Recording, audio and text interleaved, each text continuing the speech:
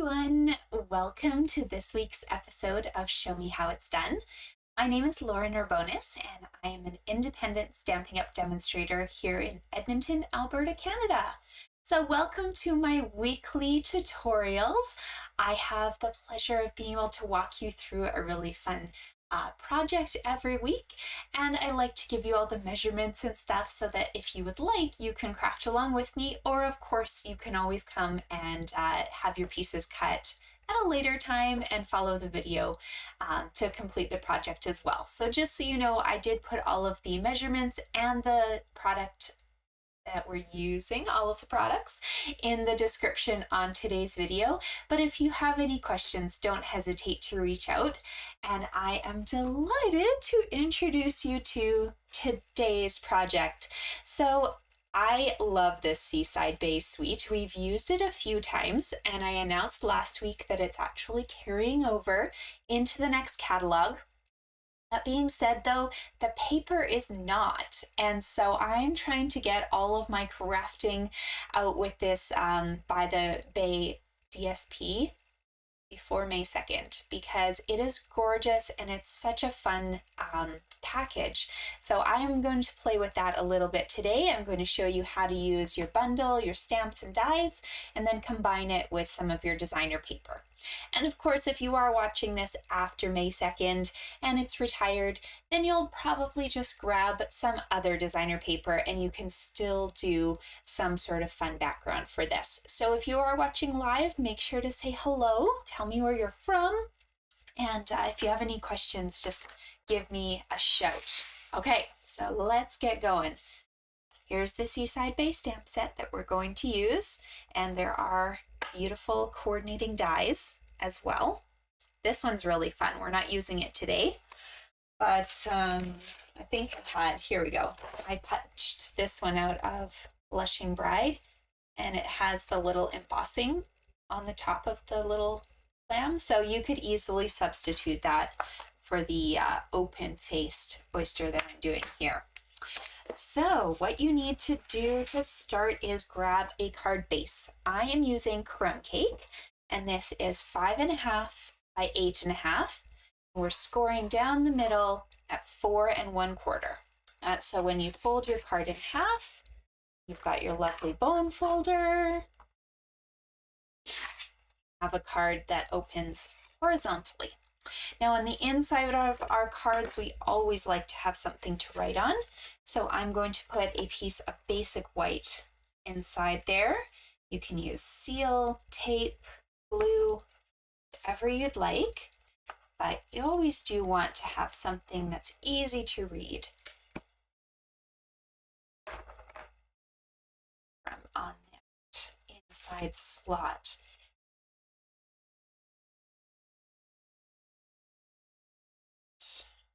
Wonder. I feel like I should stamp something on the inside of this. Here we go. Let's do this little guy here. So I'm using my Crumb Cake ink. I've got my large lamb or oyster there, and you might as well just add that to the outside of your project. It just kind of freshens everything up and really ties the card together. Now on the front of our card, we are going to put another piece of basic white. This one measures 4 inches by 5.5. So when you put it on, it actually goes all the way across the card, and all you're leaving is the tiniest little border along the top and along the bottom. And I'm putting this on flat, so some sort of flat adhesive for you. That's giving us this really cool little strip right down the middle of the project.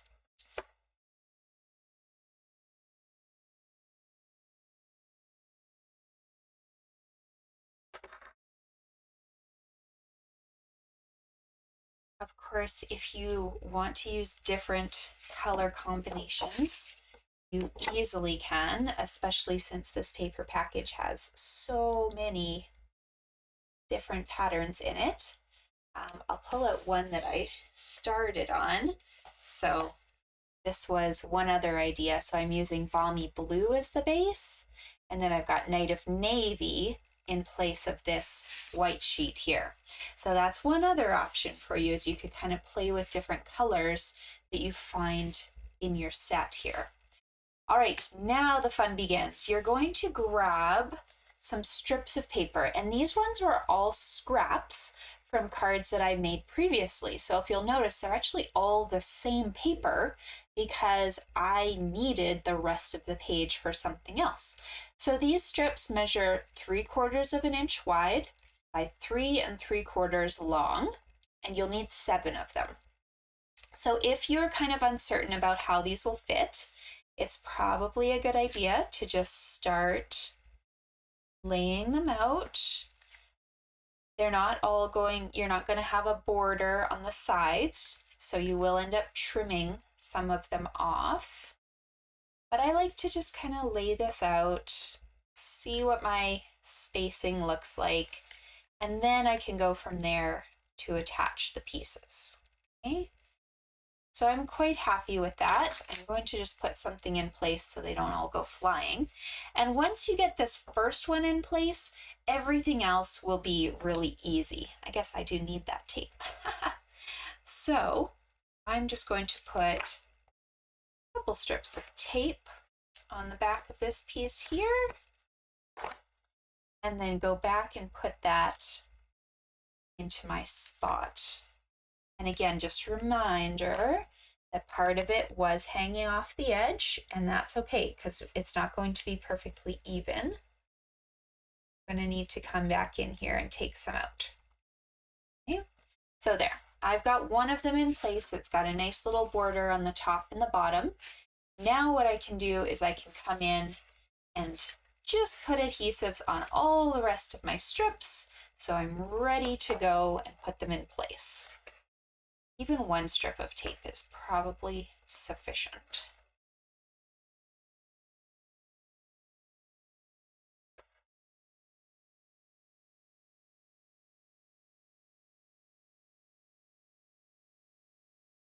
There we go.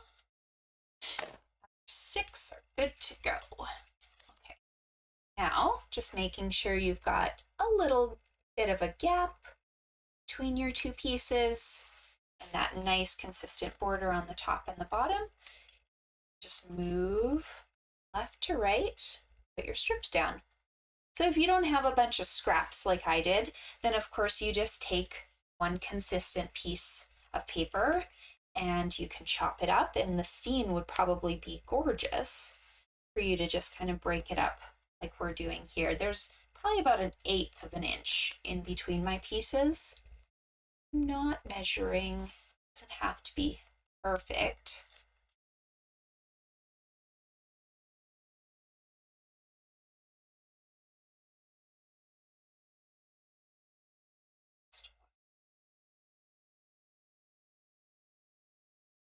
Again, this last one's going to hang off the edge.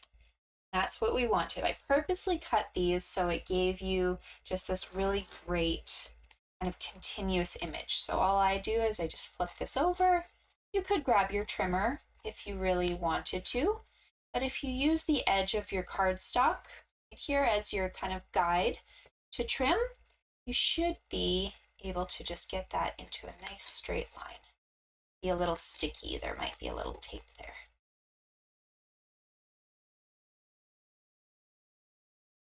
There we go. As long as they're even on the edges, then you'll be even on the front.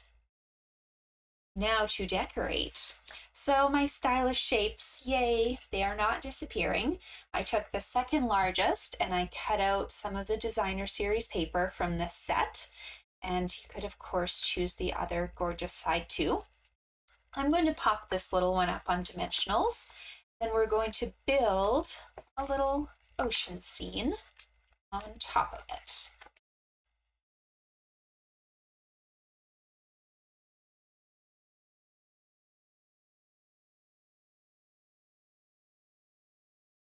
I've just kind of put this off to the right hand side, and I guess I'll put it about centered in that space.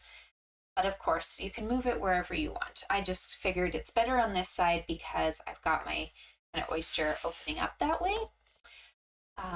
Now, okay, what have I cut out? I have cut out a large and a small piece of grass in just Jade, a large and a small grass in the gold foil, a small little shell in the gold foil.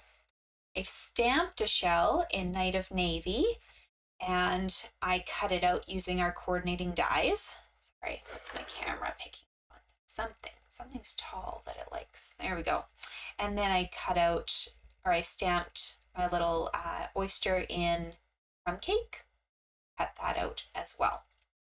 So I have all those pieces ready to go. You'll probably have to just hit pause on the video and continue on in a few minutes. But let's start with our grass pieces. Those are going to be the ones that need to go in the back. So we want to kind of give them the most focus right now. So what I'm going to do is I need my Tombow liquid glue, this guy here, that's definitely seen better days. And you can start with whichever pieces you like, but I think this tall green one, my focus, and I'm going to set it like kind of right there. Just make sure you've got a space kind of up in the top that you're happy with. And then from there you can add all your other little pieces. So I've got the gold large piece.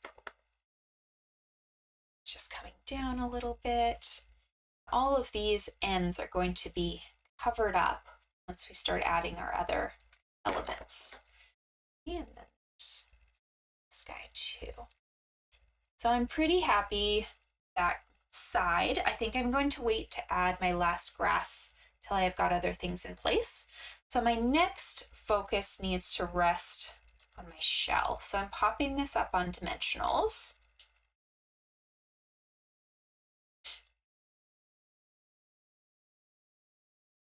This is going about center of my circle here, depending on where your grass ends ended up.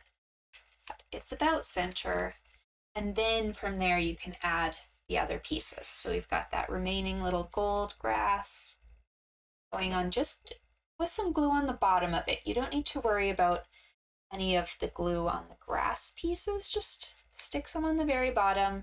The grass can kind of flow loosely on its own. This shell, if you want, you can kind of pop it up on a dimensional and it will rest on top of your other shell here, kind of popping it out of your page a little bit more, which is very pretty.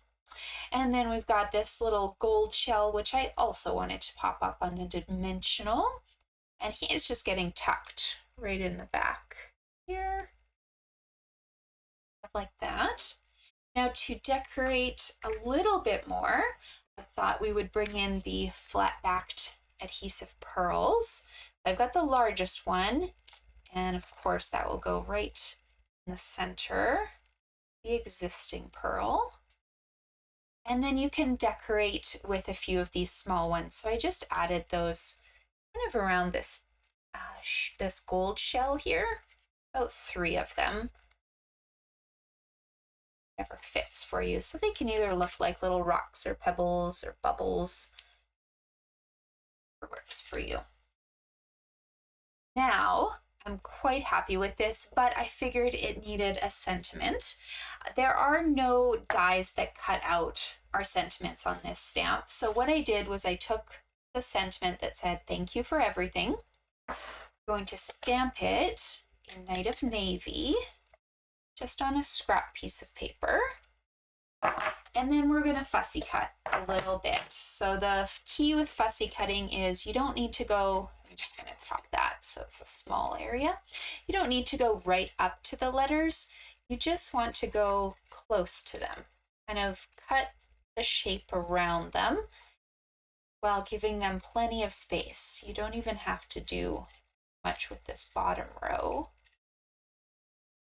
Just kind of float by. Don't need to get into the little nooks and crannies. It's just a generous white border, basically.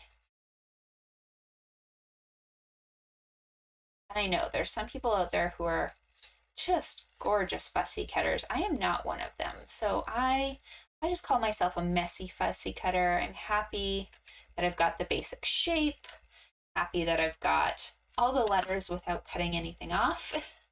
And then I'm going to pop this up on dimensionals so that it sets really nicely on my card. Oh, thank you for everything. And this one just goes kind of right in the bottom here. Oh, there's your card. So again, easy way to use up scraps. You didn't necessarily have to chop a beautiful piece of designer paper. You just have to kind of use pieces that are left over after you've crafted for a bit. But there you go. I hope you guys enjoyed it, and I hope that you will join me next Tuesday.